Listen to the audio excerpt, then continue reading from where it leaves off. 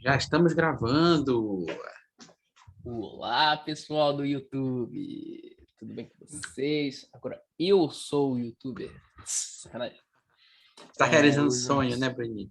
querido baiano não pode participar. Eu queria. Mano, vou virar YouTuber quando eu crescer.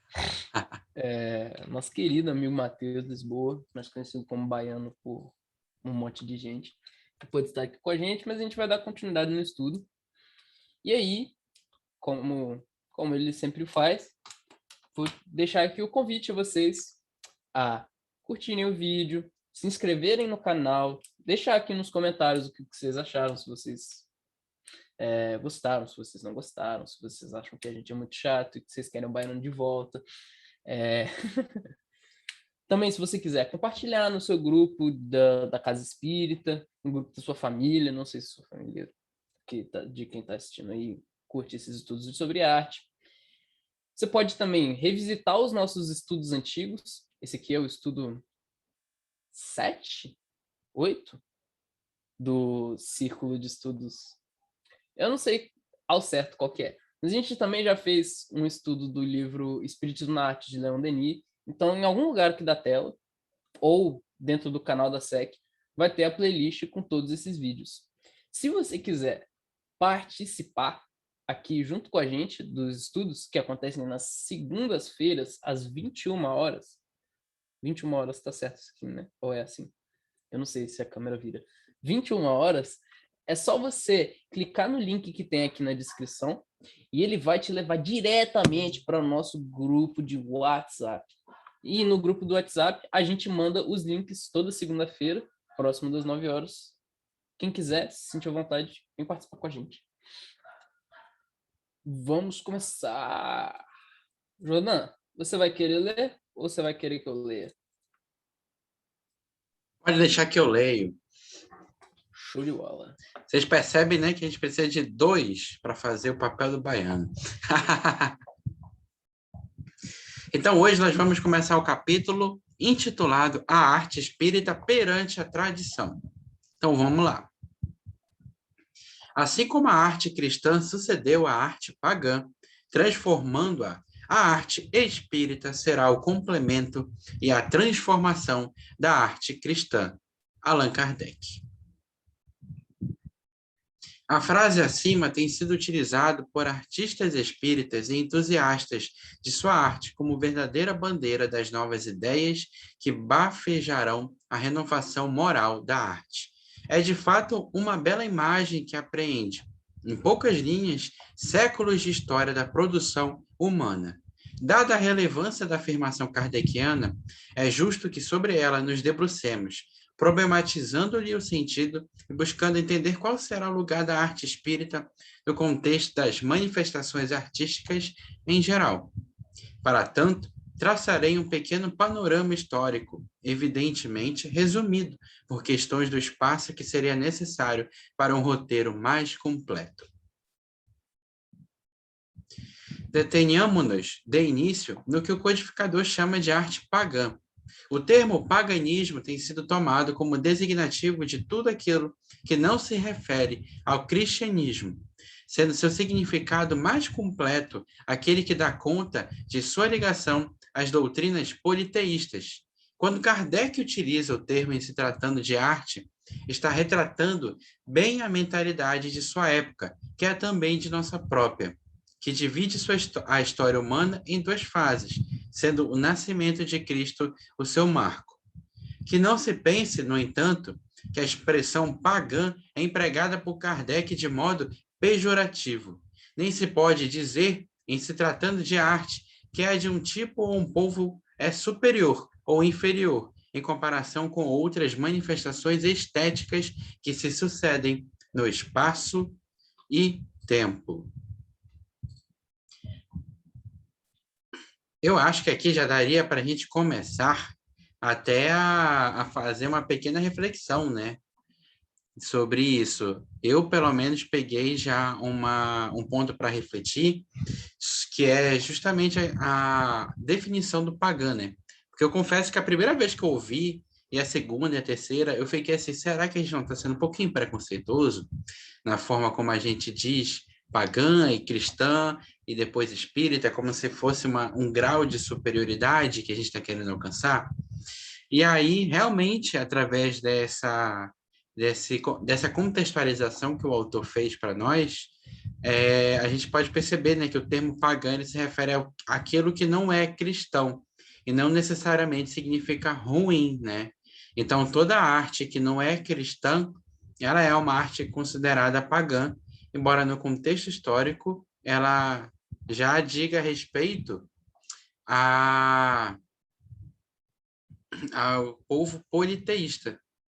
Então, eu achei bem interessante esse contexto histórico, porque ajuda a clarear um pouco, até tirar um pouco do possível orgulho que a gente pode ter no sentido de, ponto, a arte espírita está acima das outras. Eu vi muito nesse sentido. Pode falar, Bruninho? Parece que tem uma coisa interessante também quando ele fala do pagão, porque o pagão, na verdade, não é tipo. A gente não pode chegar a dizer assim que uma arte que não é vinculada a uma religião feita hoje é pagã. Porque não é. Porque hoje o paganismo não existe mais. O paganismo é um termo usado para denominar algumas seitas que existiam, inclusive, antes da época de Jesus, que tinham os povos que coexistiam com os judeus naquela época. Lembrando, os judeus foram o primeiro povo monoteísta. Todos os outros povos que viviam naquela região, os cananeus, uma porrada de povo que eu vou esquecer, que eu não lembro os nomes agora, porque tem uns nomes difíceis, todos eles eram chamados de pagãos, porque eles adoravam vários deuses. Tinha até uma definição mais certinha, eu posso até caçar aqui daqui a pouco. Mas, para lembrar que, tipo, a gente não pode pegar esse termo pagão e dizer assim, a gente não pode pegar a frase do Kardec, que é a frase do Kardec aqui em cima, assim como a arte cristã sucedeu à arte pagã, transformando, a gente não pode dizer assim, então a arte que é cristã que a gente faz hoje é melhor do que a arte que as pessoas fazem e não é cristã hoje, porque essa arte é pagã e essa arte é cristã. Não nem existe mais a arte pagã. Não. O paganismo hoje não tem o mesmo espaço que tinha antes. Então a gente não pode chegar e dizer assim, a arte não religiosa é pagã, e a arte cristã sucedeu essa arte não religiosa. Não é nessa visão que ele está trazendo.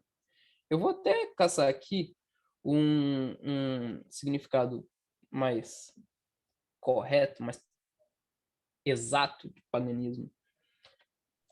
Perfeito. Inclusive, oi, alguém pode falar, Ricardo? Acho que você ia complementar isso. Eu ia comentar que hoje em dia se usa muito a palavra secular, né, quando se trata de alguma coisa que não é relacionada a uma religião, né? Então, acho que talvez coubesse nesse canto aí. Né? Exatamente o que eu estava querendo, Bruninho. Estamos vendo a sua tela, amigão. Não dá para congelar. Mas pode procurar, não tem problema não. A Maria, inclusive, ela comentou, né, que diante do texto acha que coloca a denominação pagã apenas com uma linha temporal, e é justamente a ideia que me veio à mente agora. Porque é um caminho que ele coloca, né? Você percebe, a arte pagã era uma necessidade de uma época em que existia o paganismo, né? A gente era mais politeísta. A partir daí, a gente tem a vinda do Cristo e ele traz por meio na verdade, antes dele vir, tem o envio para o povo judeu acho que os hebreus, na verdade, que eram os primeiros povos monoteístas, está no Evangelho, se não me engano, me confundi um pouco. E aí começou a desenvolver essa ideia do monoteísmo, a ideia de um Deus uno, um Deus único que compreende todas essas coisas.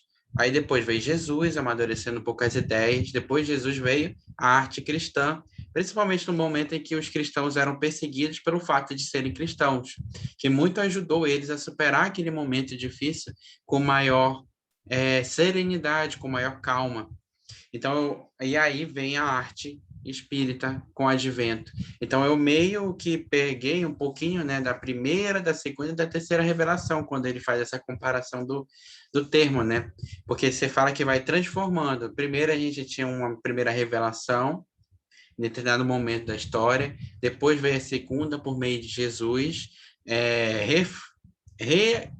refletindo a respeito da lei que Moisés tinha trazido para todo mundo, e a partir daí, séculos depois, veio o Espiritismo como uma terceira revelação para aprofundar um pouco mais aquilo que Jesus havia aprofundado, havia começado a plantar na gente de semente.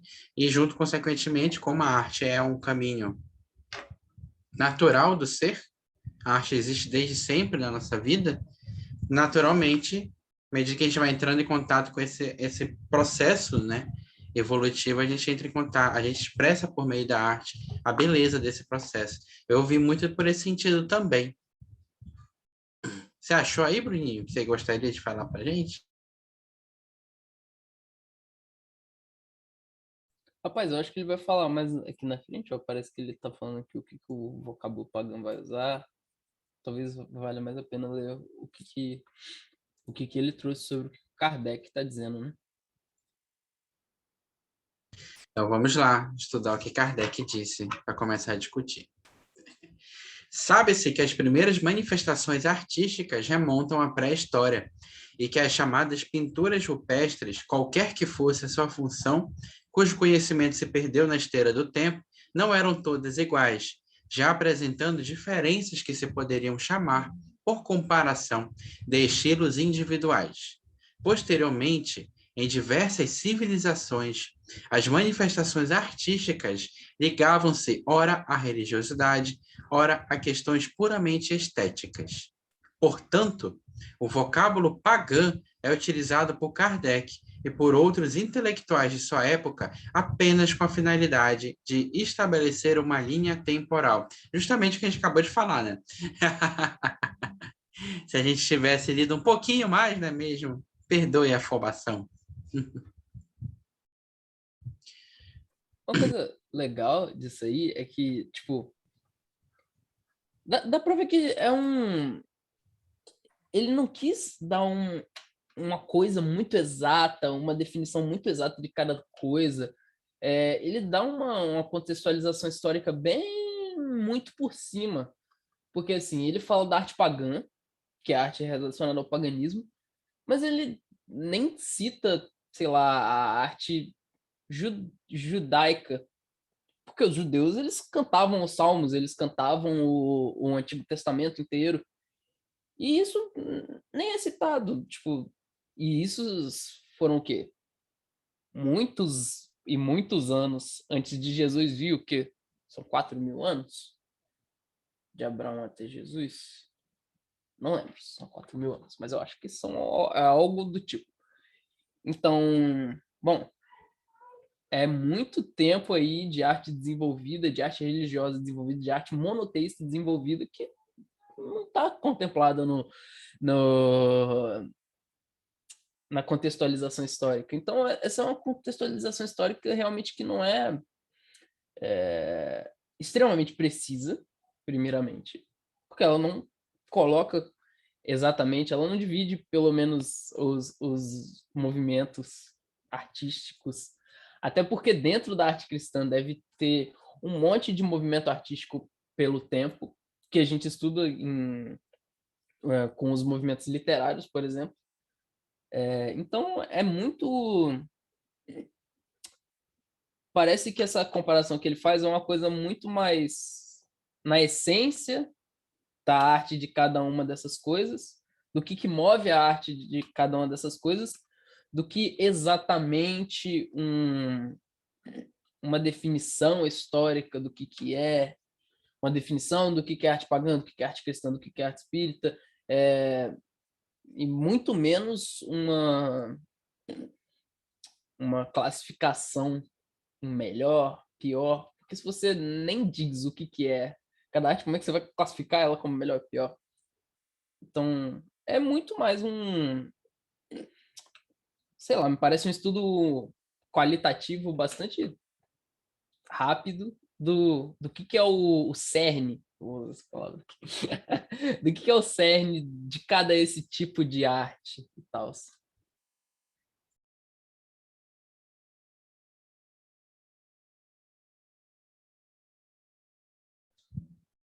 E esse é justamente o E essa é justamente a questão da importância do olhar crítico, né, sobre o texto que a gente lê.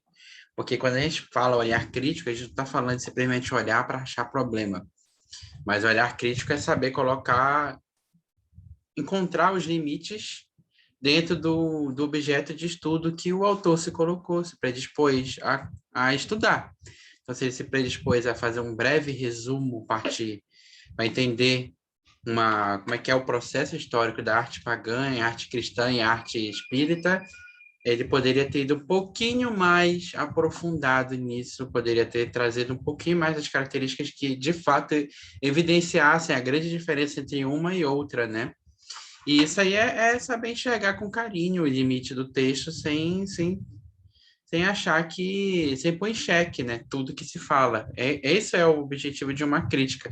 Eu achei necessário a gente pontuar isso, porque é importante, né, exercitar a fé raciocinada por meio do senso crítico também, visto que a gente muitas vezes confunde crítica com só falar mal, e não falar mal não é crítica. Crítica é saber reconhecer os méritos e saber reconhecer onde houve uma limitação, e a partir daí a gente buscar, né?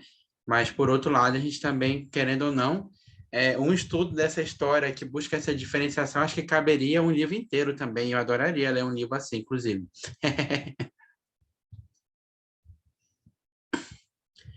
Mais alguém gostaria de trazer? A Maria está falando aqui no chat, desculpa, Maria, pelo exposed, mas eu achei muito interessante para ficar parado, que é, que é justamente a reflexão, né, de que a gente não sabe exatamente o que ele gostaria de falar, de trazer, né, com essa denominação arte pagã, mas a gente consegue pegar muito pela ideia de que, na verdade, era um senso comum da época, né, uma forma de como se denominava na época. Então, acho que essa é o que a gente consegue tirar agora, né? Uma arte pagã seria a arte denominada para aquela com entender uma característica histórica, né? Era uma arte mais politeísta, mais dos povos pagãos, de outras religiões. Então, acho que talvez esteja mais localizado à história da religião. Então, vamos seguindo, caso ninguém tenha mais nada a comentar sobre essa parte. Com o advento do cristianismo e, posteriormente, na sua disseminação pelo mundo mediante diversos movimentos sociopolíticos e religiosos, a chamada arte cristã passa então a ser representante direta do poder da Igreja. Esta arte dividia espaço com a arte profana, fora, fano, templo, literalmente de fora do templo, e com ela se comunicava, retirando da tradição artística os elementos que lhe eram necessários para constituir-se enquanto arte e fugir do puro e simples proselitismo. Palavrinha um pouquinho difícil. Os diversos estilos ou tendências estéticas que se sucedem no tempo nada mais são que mostras do pensamento humano em determinada época.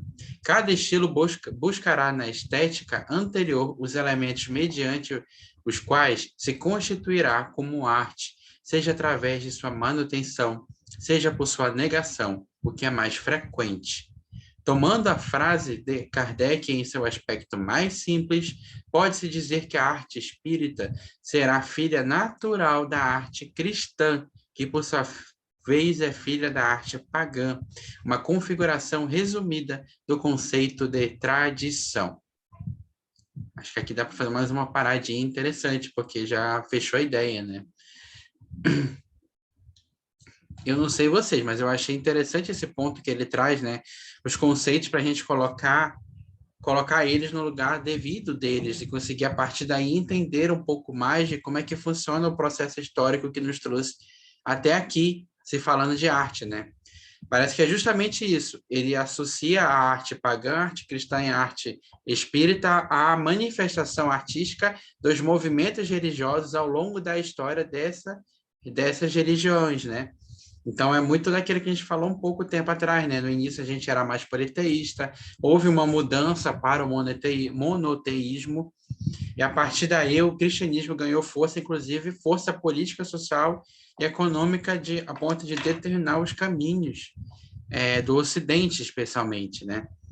E aí você percebe que ele traz uma característica interessante, que a gente pode até perceber, inclusive, no estudo histórico, e esse é um ponto bem positivo do texto do autor, que é justamente o fato de que há uma certa divisão, não entre arte pagã e arte cristã, porque a arte pagã ela é anterior à arte cristã, mas uma arte profana, né, fora do tempo, e uma arte dita cristã.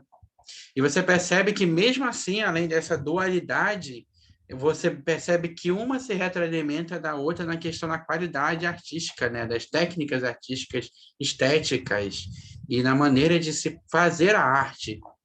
Então, eu acho que esse aí é um ponto muito interessante para a gente refletir, porque, na realidade, isso significa dizer que não existe como a gente produzir uma arte espírita isolada das outras formas de arte seculares, como a gente pode chamar hoje, né? Como o Ricardo bem trouxe, das outras artes do mundo.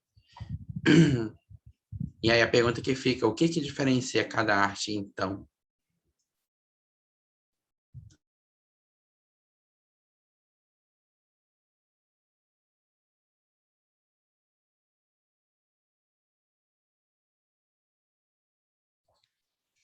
Alguém gostaria de falar alguma coisa? Não, né?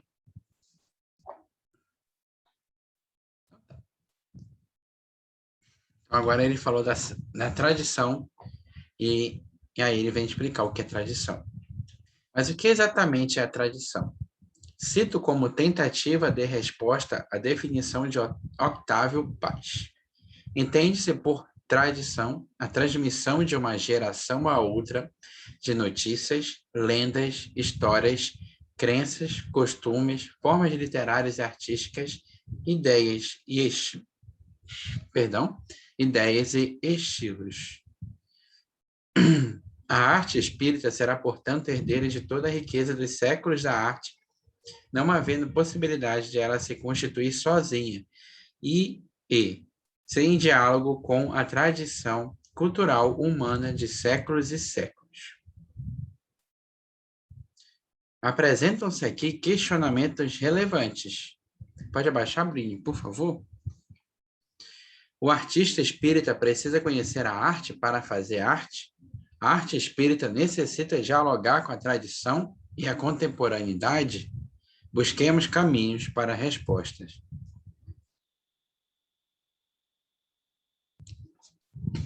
Desculpa, gente, me engasguei aqui. O poeta e ensaísta americano T.S. Eliot assinala que a tradição é obtida pelo artista como resultado de um grande trabalho de aquisição, o que equivale a dizer que para fazer arte é preciso conhecer arte. Neste processo de enriquecimento cultural está envolvido o que Eliot chamava de sentido histórico, o qual compreende uma percepção não só do passado, mas da sua presença. O sentido histórico compele o homem a escrever não apenas com a sua própria geração no sangue, mas também com o sentimento de que toda a literatura, desde Homero, possui uma existência simultânea e compõe uma ordem simultânea. Concebemos, portanto, que a arte espírita não poderá ser arte por excelência se menosprezar o processo histórico do qual é resultante. Aquele que se propõe a se expressar com conteúdo espírita, aliado à qualidade estética, deve investir em seu processo de aquisição cultural. Ainda segundo Eliot, nenhum poeta, nenhum artista de qualquer arte detém sozinho o seu completo significado. O seu significado, a sua avaliação, é a avaliação da sua relação com os poetas e artistas mortos. Os monumentos existentes formam uma ordem ideal, a qual é modificada pela introdução à nova, da verdadeiramente nova obra de arte. E quanto ao lugar da arte espírita no contexto da tradição? Simples, o mesmo lugar que ocupa a arte cristã. A arte espírita será mais uma dessas rupturas presentes em toda a tradição da cultura humana. E é justamente por ser ruptura que se ligará à tradição. Se levarmos em conta a afirmativa de Octávio Paz que em Os Filhos do Barro assevera a existência de uma tradição da ruptura que implicaria numa dupla negação, a da tradição e da própria ruptura. Em termos mais simples, pode-se afirmar que a arte espírita necessita ter o seu tanto de tradição e o seu tanto de ruptura para que realmente seja arte.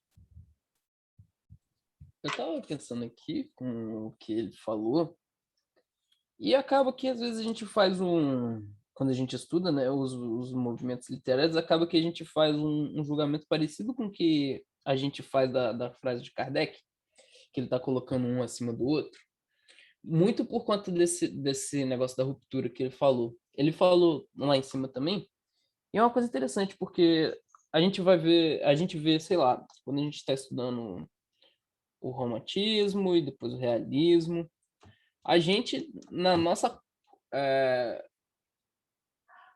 no nosso entendimento de hoje, a gente acaba colocando um acima da outra. Como eles se colocam como antagonistas, muitas vezes, por conta dessa parte de ruptura, a gente acaba colocando um contra o outro, comparando, e a gente acaba fazendo julgamentos de uma maneira até natural da gente, né? Porque a gente faz isso o tempo todo, então acaba se tornando uma coisa natural. Mas é uma coisa que pode ser perigosa na hora que a gente vai fazer a análise de artes desse tipo, porque pode acabar criando alguns preconceitos que a gente tem e criando um tipo de elitismo que a gente tem em relação a outros tipos de artes. Assim como a arte dos trovadores, lá de 1400, e a arte dos renascentistas e a arte do pessoal da Semana Moderna de Arte daqui do Brasil, elas não podem ser qualificadas em uma melhor do que a outra. Uma veio de consequência natural da outra. Uma veio com um processo de construção histórica da outra. Ela não pode ser qualificada como melhor ou pior. Você pode gostar mais de um ou de outro estilo. Ok. Mas não existe uma objetivamente melhor. E isso é uma coisa interessante, porque assim a gente pode dizer com a arte espírita, a arte pagã e a arte cristã. Não existe uma objetivamente melhor do que a outra. A arte espírita não é melhor do que a arte pagã por ser espírita. A arte espírita nasceu da arte pagã. A gente pode gostar mais da arte espírita, porque a gente é espírita. Então a gente acaba se afinizando muito mais. Mas em questões principalmente estéticas, a gente não pode colocar uma acima da outra. E talvez nem em questões de mensagem.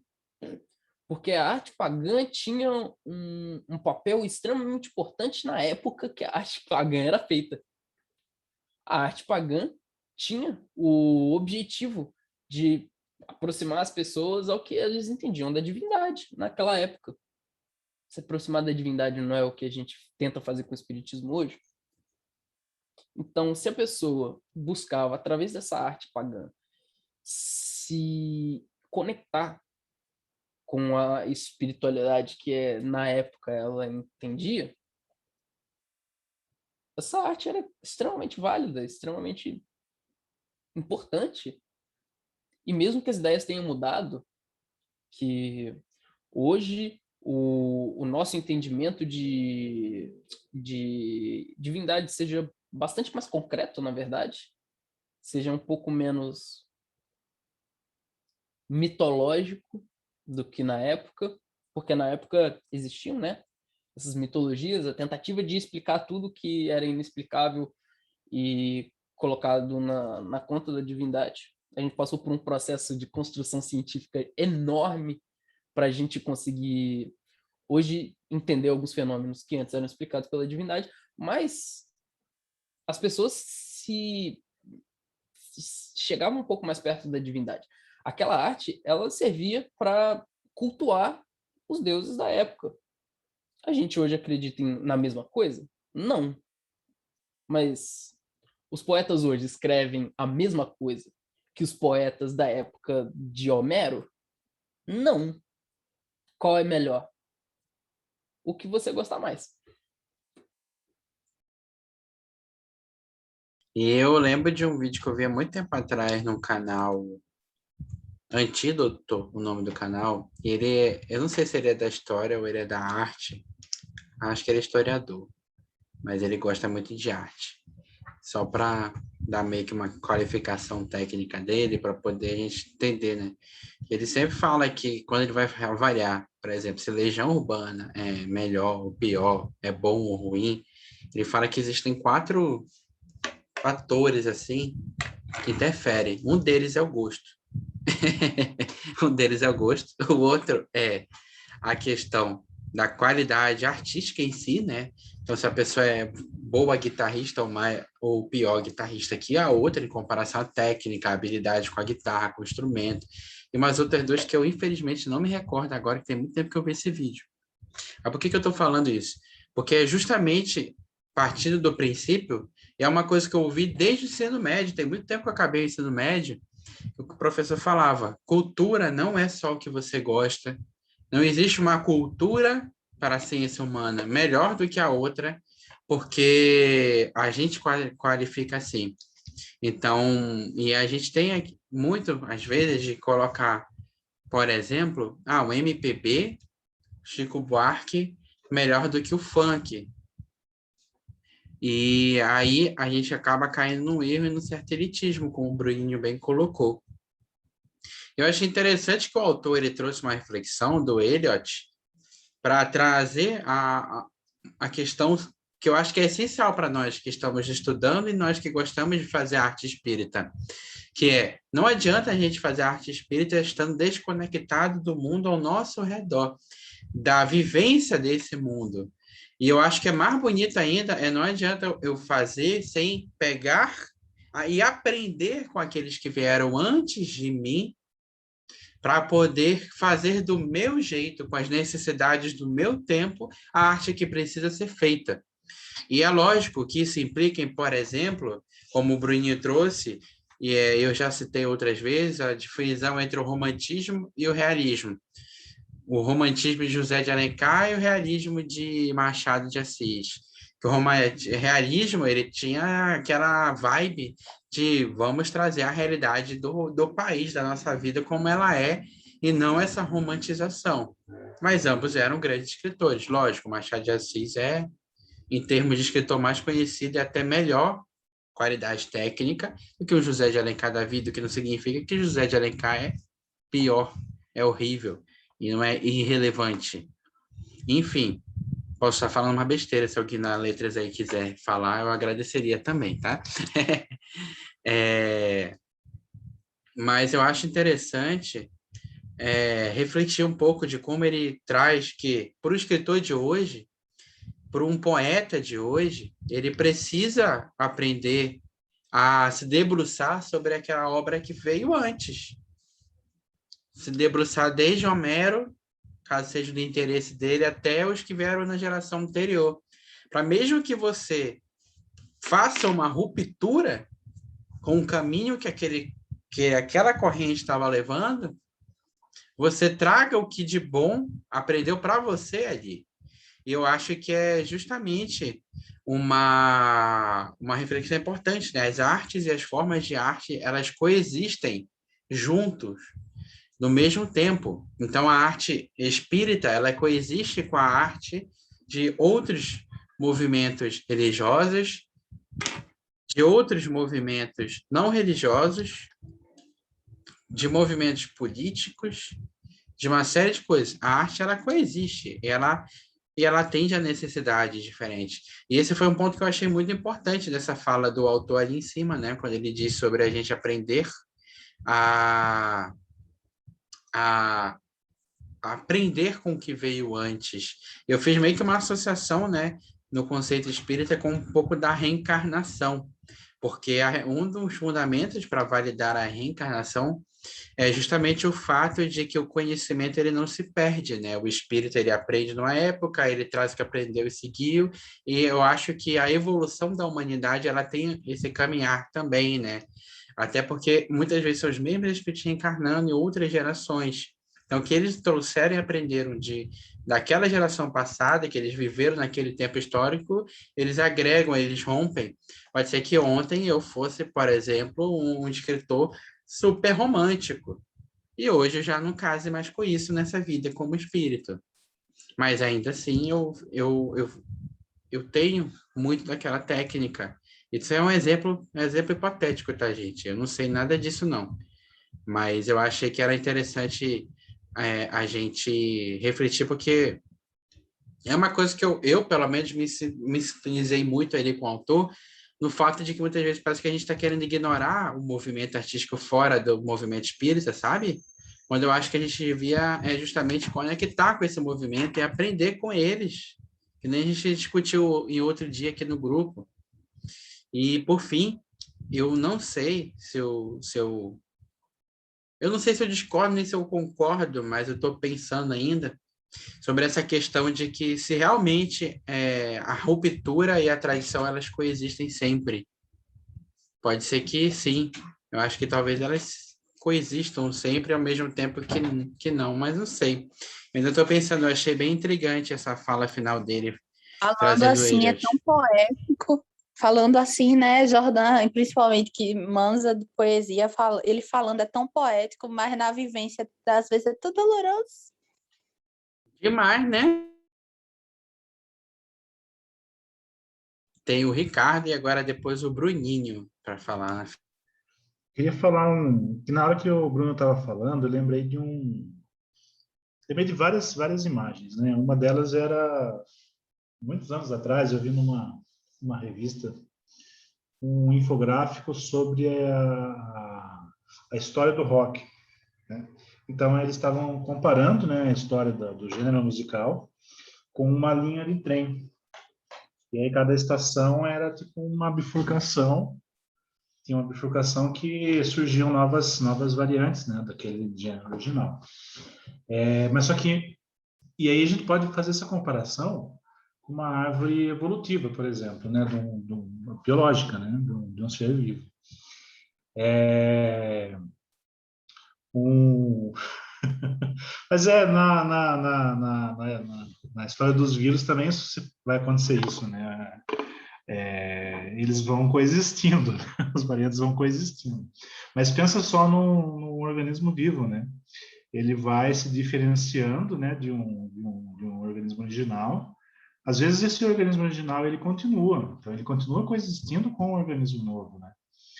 E aí isso que faz a diversidade dos seres vivos na Terra, né? Você não tem um ser vivo só que se transformou desde o princípio da Terra, né? Você teve as várias transformações que fizeram que tivesse milhões e bilhões de espécies diferentes, né? E com a arte você pode fazer essa comparação, né? Vamos supor, pega um gênero musical, nesse caso o exemplo do rock, né? Ele surgiu lá no século XX, né? Através uma transformação, na verdade ele se dividiu de um outro gênero, né?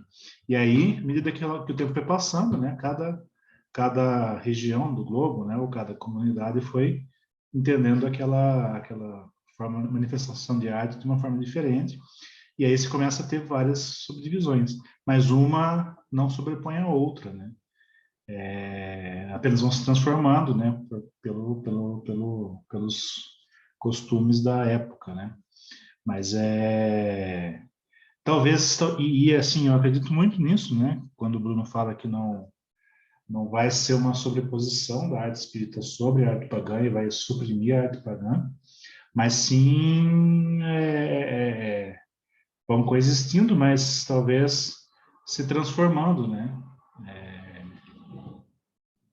E aí, quando a gente vê dessa forma, a gente não entende que um é melhor que a outra, né? Assim como uma espécie, biologicamente, não é melhor do que a outra, né? Só tem características diferentes e formas de estar no mundo de forma diferente, né?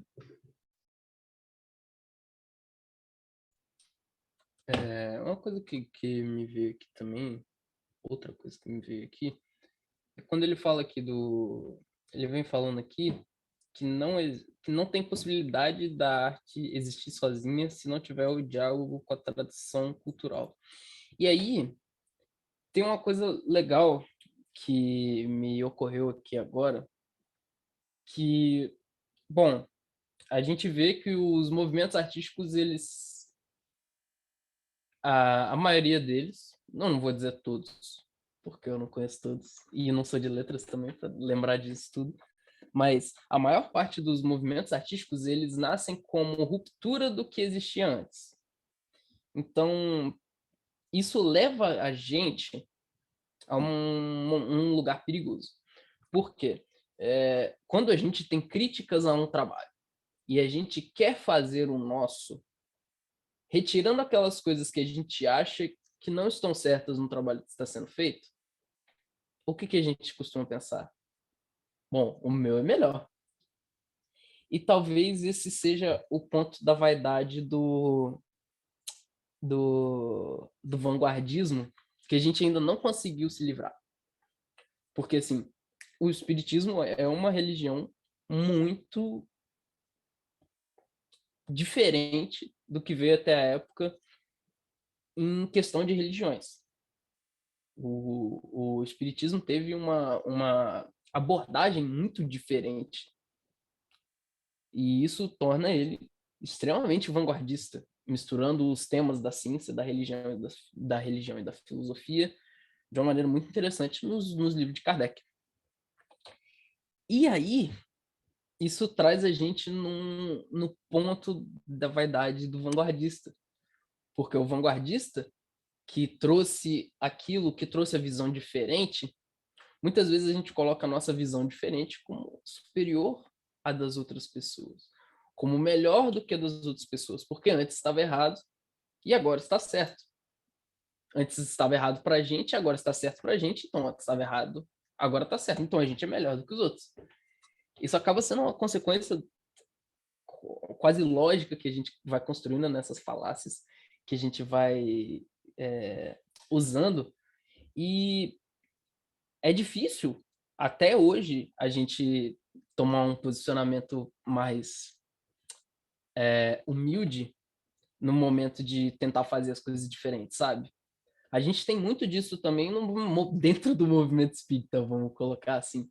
A gente vê algumas coisas que a gente não gosta, que a gente acha errado, que a gente acha que deveria ser de outra forma.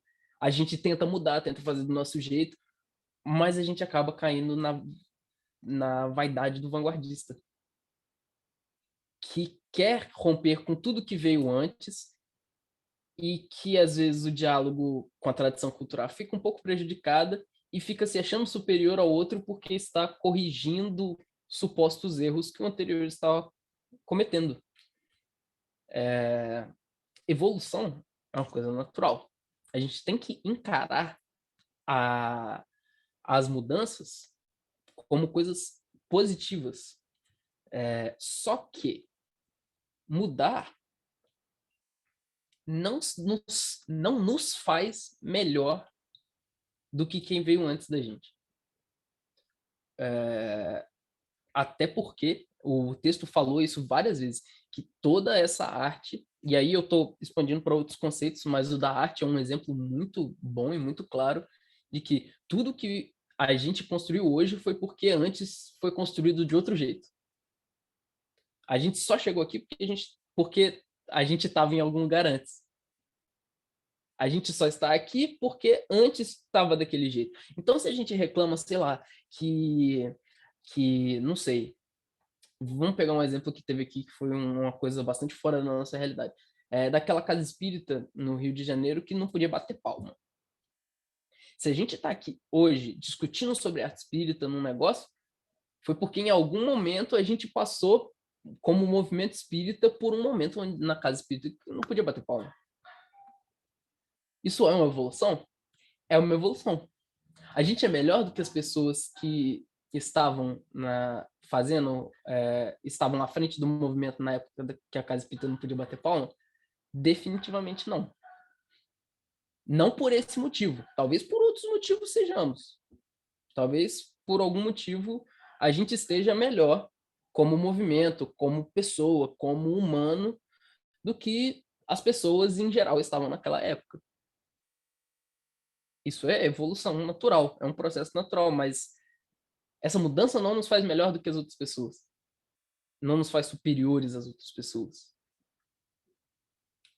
Porque quem sabe o que a pessoa viveu para ela construir até aquele momento. Vai ver, ela pegou um momento onde a arte era completamente separada da casa Desestimulada, né? espírita, desestimulada, e talvez ela Dissociada. tenha introduzido da maneira dela a arte num contexto da casa espírita, e a gente pegou esse contexto que tinha e transformou em outro contexto. Então, acho que o mais importante é a gente tentar identificar, quando a gente está tentando fazer essas mudanças, o quanto da nossa vaidade não está atrapalhando esse processo. E o quanto dessa vaidade de vanguardista não tem no nosso movimento. Porque quando a gente tem a vaidade, a gente não quer entender os que vieram antes, a gente só quer romper, a gente quer colocar o nosso como superior ao outro, e isso vai completamente de desacordo com tudo que o texto construiu.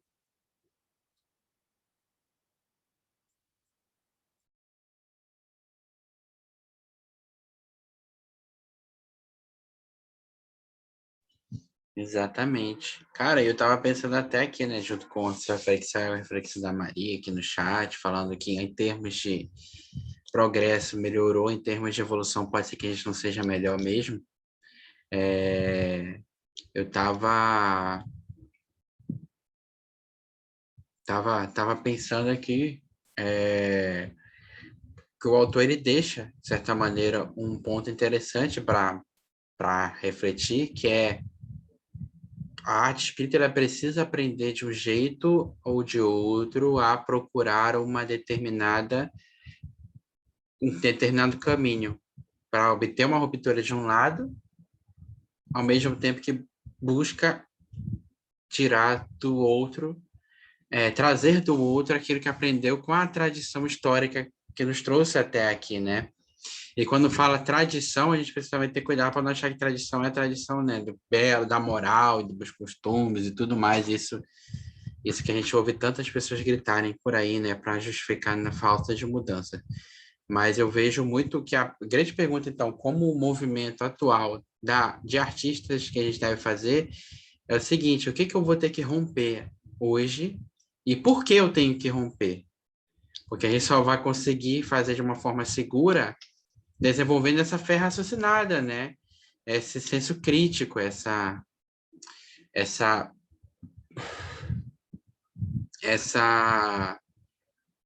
própria evolução, essa própria reflexão sobre aquilo que eu necessito romper, ao mesmo tempo que eu busco entender o que eu preciso ter a humildade de manter.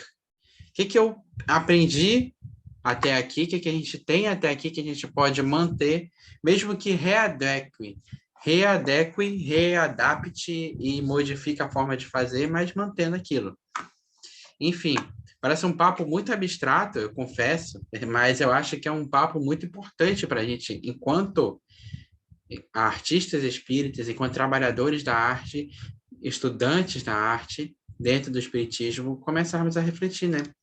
Porque todo momento, toda geração, ela precisa de uma determinada ruptura, ela precisa romper com algo que não está mais funcionando, porque não tem mais a ver com as necessidades, não tem mais a ver com a forma como a gente busca se organizar como mundo, e, evidentemente, aquele lugar da arte espírita é justamente um lugar que rompe com determinadas coisas, e para mim, esse romper com determinadas coisas significa romper com os preconceitos do passado, romper com as formas de se organizar do passado, romper com a forma de lidar um com os outros do passado, romper com as incertezas que nos limitam e regenerar junto com novas formas de se organizar, de viver, de se relacionar com os outros, tipo como Jesus ensinou mesmo, né? Porque a arte cristã, ela deu origem à arte espírita. Ao mesmo tempo, com a humildade de reconhecer, como o Bruninho bem trouxe, aquilo que deu certo no passado, que não faz mais muito bem hoje, precisa ser superado, ao mesmo tempo que aquilo que deu certo e pode continuar a dar certo hoje, né? Porque, em geral, geralmente a geração vanguardista, ela muito tem essa necessidade de negar a tudo que veio antes. E, às vezes, esse tudo que veio antes pode ser justamente alguma coisinha ali que é chave para a gente pegar e melhorar e seguir, né? Tanto é que a qualidade técnica, estética e tudo mais é algo que a gente precisa estar sempre conectado para aprender, né? Exato. Perfeito, Ricardo. Nesse caso, a coisa vai desaparecer porque não faz mais sentido, é anacrônico. E existem coisas que são anacrônicas e desaparecem. E esse aqui eu acho que é o parágrafo final, né, Bruninho? Retomando a frase de Kardec, a arte espírita complementará a tradição, pois, assim como todas as expressões da sensibilidade humana, desenvolverá elementos latentes das artes que estão aguardando serem devidamente observados. Será a sua transformação ao apontar rumos novos que têm origem nos antigos conceitos. O diálogo com a tradição e contemporaneidade leva à qualificação. A arte espírita, portanto, só alçará o voo da borboleta a partir do momento que deixar de estar fechada em si, buscando sua qualificação mediante seu enriquecimento cultural. Tal enriquecimento deve partir de cada artista, dentro da sua própria área de atuação. Glaucio Cardoso. Eu conheço o Glaucio. Glaucio é um cara muito gente boa. Para quem não conhece, faça o merchan. Ele é um poeta e ele é um dos editores do Garimpo Poesia Espírita, que é uma revista sensacional de espiritismo e poesia, lá do Rio de Janeiro mesmo, Ricardo, isso mesmo. E ele é um cara muito sábio, ele é das letras mesmo. Então ele está falando que ele entende letras, livros, poetas e afins. Vou falar com ele um dia aí para conversar, quando a gente falar de poesia, de livros e afins, eu acho que a gente pode convidá-lo. Até mesmo para discutir com ele, quem sabe, num encontro especial, o texto que ele escreveu e os outros textos que eventualmente ele escreveu aqui nesse livro que estamos estudando, a Abrarte. Eu achei muito importante essa última fala, que a gente tem que deixar de estar fechado a nossa bolha. Eu acho que eu entendi exatamente isso que ele estava falando. Foi a minha interpretação. Deixar de estar fechado na nossa própria bolha espírita e buscar criar pontes, né? Com o enriquecimento cultural da nossa época. Tudo aquilo que a ciência da arte, né? Que o movimento artístico está fazendo na nossa época para trazer para o próprio movimento. O que a gente pode aprender com isso, né? Como a gente discutiu várias vezes, né? Aqui a gente no Espírito Santo tem o Dani, que é o cara que é formado em música, e ele traz muita coisa da área dele para construir a música dentro do movimento espírita. A gente tem pessoas que têm experiência com teatro, que conhecem o teatro e trazem muitas coisas e elementos para isso, assim com a dança, com a poesia e tudo mais. Eu acho que é muito, muito válido esse recado, que a gente tenha a coragem de saber fazer as rupturas, determinadas rupturas que precisam ser feitas com o passado, sem esquecer de pegar aquilo que é bom, levar com a gente, né? Tudo aquilo que a gente aprendeu e que nos fez evoluir e que pode ser útil ainda, e sem nos fechar numa bolinha, dizendo, não, a gente tem que seguir a tradição, aí finge que não existe mais nada novo acontecendo. Então, ele busca meio que o meio termo, né? Uma proposta de meio termo para o espírita que trabalha com arte. E ele fala que é um dever do artista em si, mas eu acredito que não seja um dever só do artista em si. Eu acrescentaria, junto ao que ele falou, que é um dever do movimento artístico espírita em si, buscar esse enriquecimento cultural. Porque quando a gente vai junto, a gente cresce um pouquinho mais rápido do que quando vai somente por conta própria, né? Tipo, nós estamos fazendo aqui nesse grupo. Bem, eu interpretei assim. Queria ouvir vocês, inclusive.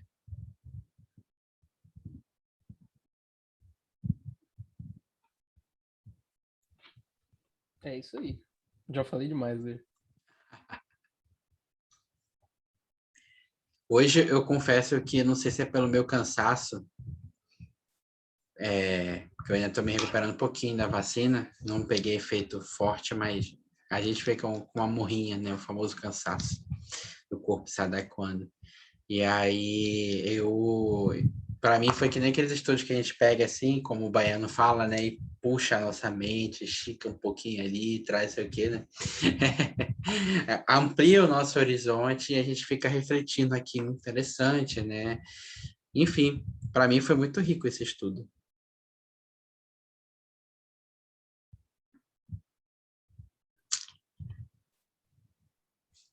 Então é isso, amados. Se quiser falar mais, inclusive, Bruninho, toda a liberdade para ti, cara. A gente gosta de te ouvir, gosta de ver a Maria, que está falando no chat, mas ela sempre traz uma luz, o Ricardo, e etc. Então, eu Não gostaria... vacina não, mas eu tô cansado igual você. Nossa, nem fala, cara. Agosto já é quase fim do ano, então, pois é, Não né? é? Eu queria saber se alguém gostaria, então, de fazer a nossa prece final para encerrarmos esse nosso estudo maravilhoso de hoje.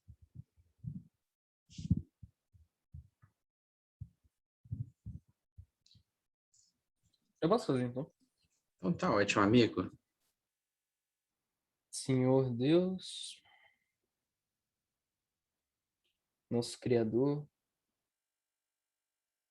não só nosso, mas de todo o universo, de tudo aquilo que existe, de tudo que vemos e que não vemos, de tudo que sentimos. Muito obrigado. Obrigado por mais essa oportunidade, Senhor. E muito obrigado, em especial, pela arte e pelos ensinamentos que ela nos traz, que não ficam circunscritos à sua área, à arte. A arte é uma forma incrível de nos mostrar coisas que existem dentro da gente. Muito obrigado por ter trazido a nós essa questão tão importante de entendermos que cada arte, cada movimento e cada pensamento tem o seu papel histórico, tem o seu lugar no mundo, na história da humanidade, que vem se desenvolvendo há tanto tempo, baseado nos conceitos que Jesus nos trouxe, que possamos tentar, Senhor, compreender um pouco mais as pessoas ao nosso redor, que possamos utilizar o conhecimento desse estudo para sermos mais empáticos com as pessoas que pensam diferente de nós, para sermos mais justos e não nos colocarmos acima daqueles que pensam diferente de nós, para que sejamos humildes para entender que se hoje queremos mudanças, queremos fazer diferente, aquilo do que estamos mudando não é ruim, é uma experiência válida para a nossa evolução, assim como todas as experiências são. Que nós possamos, Senhor, usar isso como alerta para que não deixemos que, no momento em que buscamos o progresso e o nosso melhoramento, não deixemos a vaidade falar mais alto e busquemos impor as nossas ideias sobre todas as outras. Muito obrigado mais uma vez, Senhor, por todo esse estudo. E peço para que abençoe o coração e o lar de cada uma das pessoas que estão aqui, dos nossos amigos que não puderam estar presentes, de todos aqueles que já passaram por esse grupo, que integraram parte de sua história. Que possamos, Senhor, nos unir em pensamento para emanar luz onde quer que ela seja necessária. Que essa luz possa continuar com a gente para que possamos levá-la aos nossos familiares, aos nossos vizinhos, aos nossos amigos, mesmo depois que essa prece e esse estudo se encerrem. Muito obrigado, Senhor, por ter estado conosco durante esse estudo. Se eu te pedir alguma coisa que não for de sua vontade, por favor, que não se faça. Que assim seja. Que assim seja, meus queridos. E você que está do outro lado da tela, muito obrigado pela sua companhia. Vejo vocês semana que vem. Se inscrevam, curtam, compartilhem e comentem para a gente ver a opinião de vocês. E entrem no grupo se vocês quiserem. Um beijão e até mais, galerinha.